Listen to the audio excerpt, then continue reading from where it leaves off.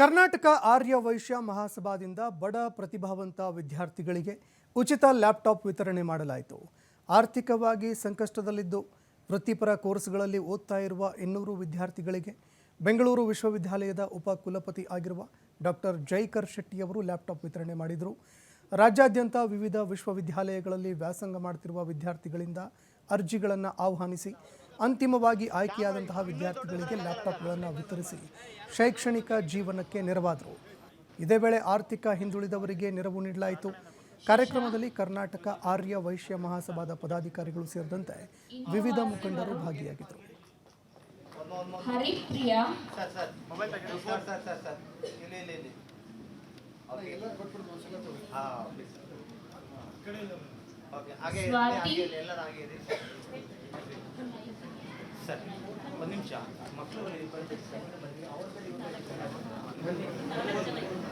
ಶಶಾಂಕ್, ಮೇಘನಾ, Suhas.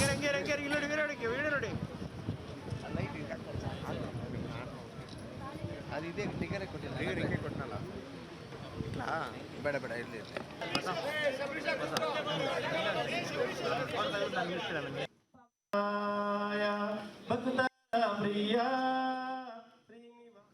Token number 6 to 10.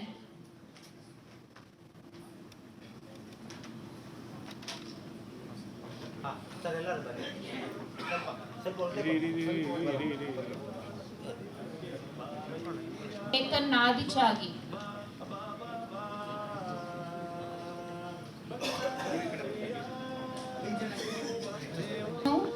Shaman GB, Raghunandan, Priyanka.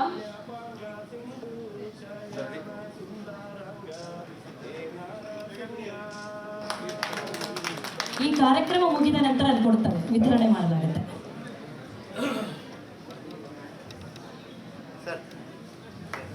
ಬರಲಿ ಜೋರಾದ ಚಪ್ಪಾಳೆಯೊಂದಿಗೆ ಆ ಮಕ್ಕಳಿಗೆ ತಾಯಿ ವಾಸವಿಯ ಅನುಗ್ರಹ ಮತ್ತಷ್ಟು ಮಗದಷ್ಟು ಸಿಗಲಿ ಅಂತ ನಾವೆಲ್ಲರೂ ಚಪ್ಪಾಳೆಯ ಮೂಲಕ ಮತ್ತೊಮ್ಮೆ ಶುಭಾಶಯಗಳನ್ನು ಕೋರೋಣ.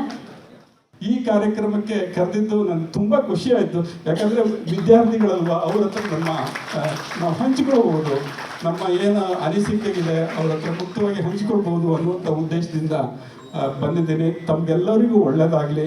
ಈ ಸಮಾಜ ಇನ್ನಷ್ಟು ಸಮಾಜಕ್ಕೆ ಒಳ್ಳೆ ಕೊಡುಗೆ ನೀಡಲಿ, ಒಳ್ಳೆ ಒಂದು ವ್ಯಾಲ್ಯೂಸನ್ನು, ಒಳ್ಳೆ ಒಂದು ಕಲ್ಚರನ್ನು, ಇದು ಒಂದು ಜನಾಂಗದಿಂದ ಇನ್ನೊಂದು ಜನಾಂಗಕ್ಕೆ ತಗೊಂಡು ಹೋಗ್ತಾ ಇರುವಂಥದ್ದು, ಅವ್ರು ಕಟ್ಟಿರುವಂಥ ದೇವಸ್ಥಾನಗಳಾಗಿರ್ಬೋದು, ಸಂಸ್ಕಾರಗಳಾಗಿರ್ಬೋದು, ಇದೆಲ್ಲ ನಿಜವಾಗೂ ಅದ್ಭುತ, ಖುಷಿ ಕೊಡುತ್ತೆ.